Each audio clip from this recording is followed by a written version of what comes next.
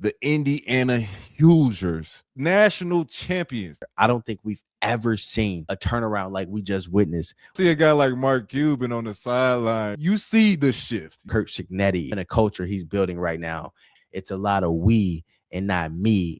That undefeated season has paid off. And now my man is about to be making $14 million a year. I win. Google me. One got the numbers, one let the game on. Two different voices, never the same. Mic on fire when the truth collides. It ain't just one story, must be two sides. Speaking of change, I would be remiss if I didn't mention the Indiana Hoosiers changing their identity from a basketball team, a basketball school, to a football school. They are national champions. They just won against the Miami Hurricanes in a great game, by the way. It was a brilliant game. And they complete their undefeated season under Curt Cignetti. And they did it in a way that is not typical to the status quo of college football in the way they've been doing it so far. Even the new landscape of NIL and just bidding for the highest 5-star or the most money that we could throw at them, they didn't even take that route. They went the route of building a culture and getting the right guys in the room, and it paid off big time for Curt Cignetti, winning his first national championship. And Indiana, man, 27-2. IU's first ever national championship in football. This man did it in 2 seasons. He brought in 13 players from James Madison where he had success. And I loved his opening press conference statement when he said, what do you say to recruits, about Curt Cignetti and the IU Hoosiers? He said, simple, I win. Google me.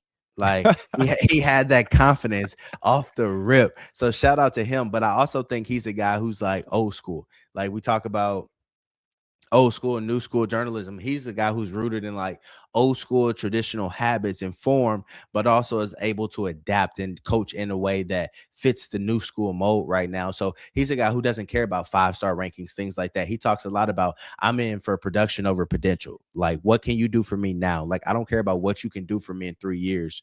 So you look at the makeup of IU's roster and their team and how they were constructed. It's a lot of older players who played a lot of meaningful football at other schools where they came there and they were able to put it all together. I don't think we've ever seen a turnaround like we just witnessed with the Indiana Hoosiers. Like, that was remarkable. But I think it also says a lot about what I was just talking about and being able to evolve and adapt and, like get up to speed with the current society. Like, I guarantee you Curt Cignetti can't hop on TikTok and show you how to work a TikTok, but I guarantee you he can go show you how to recruit and go out recruit some of these coaches who've been around, who are younger than him, who are, like just, 30 years old, and he's lapping them right now.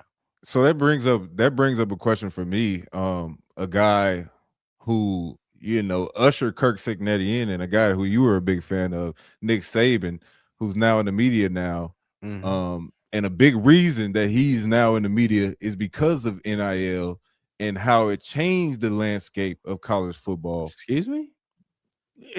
Yes, that is correct. He even mentioned he wasn't really rocking with it like that. So the way that it changed college football was a part of the reason why he's moved over to the media. Yeah. So do you see how Curt Cignetti is going about it and really building that culture, is bringing back some of the ideologies of a Nick Saban and really doing it in a new school way, and really guys like Nick Saban maybe just didn't want to conform to that? I think right now, because that team, you're talking about a team that was so bad and really like, yeah, you had NIL opportunities, but that was probably just like people trying to get like playing time, things like that. I think for them, they got a lot of we players and not me players. And I speak to a lot of NFL players inside the Vikings locker room about the current state of college football right now. I was talking to one player whose name I won't name, but I was just like, what do you think college football would have been like 5 to 6 years ago if y'all were getting paid? And he just looked at me like, bro, what? Like, I was like, do you think y'all would have had that continuity, that success, like that brotherhood that y'all had? He was like, no. He was like, Nah, people would have been leaving, like going to where's go the get a bag? bag. He's like, you got guys in college right now wearing Cuban links, like, you know, wearing nothing but designer on game day, driving Maybachs and Lamborghini trucks, like stuff that you had to work hard to get to in the National Football League. You're being handed that. So you're talking about running a professional model with college kids, 18, 19 years old. You got guys from Ole Miss allegedly hitting the portal because they finding out younger players making more money than them, and they've been the ones on the field producing. Like, it's a crazy era of college That's football we're in. but that's the thing though. Like it almost seems like Nick Saban had it easy. He was just getting these 5 stars off the back of Man, you know they had they I'm pay structure Alabama. back in the you know they had they pay structure back in the day where you was bidding for players too. But you know Yeah, yeah. when I was talking to guys about that though, they said back in the day it was a lot about I want to go play for this coach because playing for this coach means a lot. And I know he gonna get me to where I'm gonna be, where I'm gonna go make a lot more money. And I think you look at a lot of guys that's taking that fast track money right now, that fast money.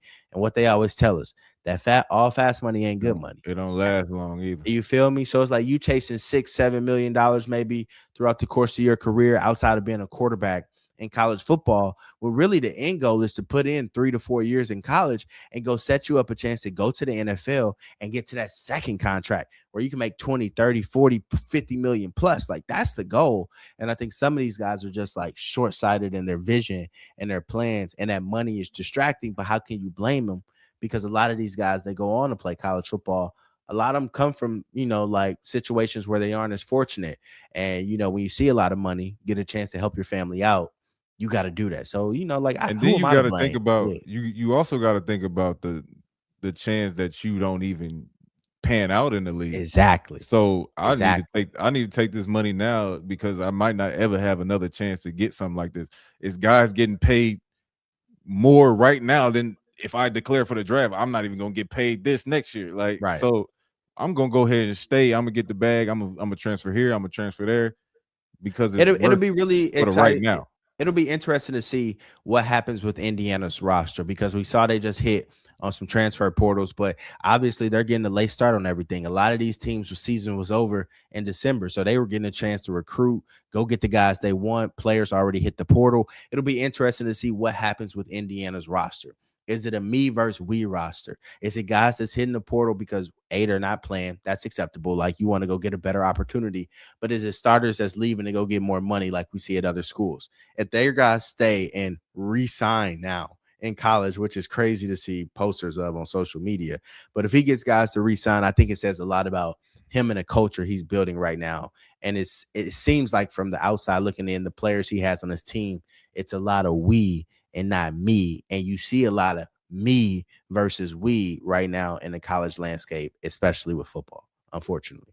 Do we get any type of regulations coming down the pipe, or is it just gonna be a free for all for Well, you until? know, my man Nick been saying it needs to come, but nah, it ain't coming no time soon. Because it started out for basically like for guys to get paid off their name, image, and likeness. Like, where if people are buying your jersey in the store, you can get paid for it. That's what it started out as, because players felt like they were getting ripped off. Now it's like we got $50 million to recruit. Oh, wait, we got Texas boosters. Let's go get $60 million to put into a roster. Not saying that's factual, but that's where this is going to get to. So they're going to have to With regulate it soon.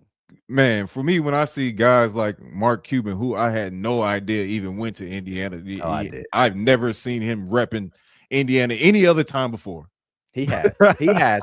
I've heard it before. I watched some stuff on Mark Cuban. I hear he reps them.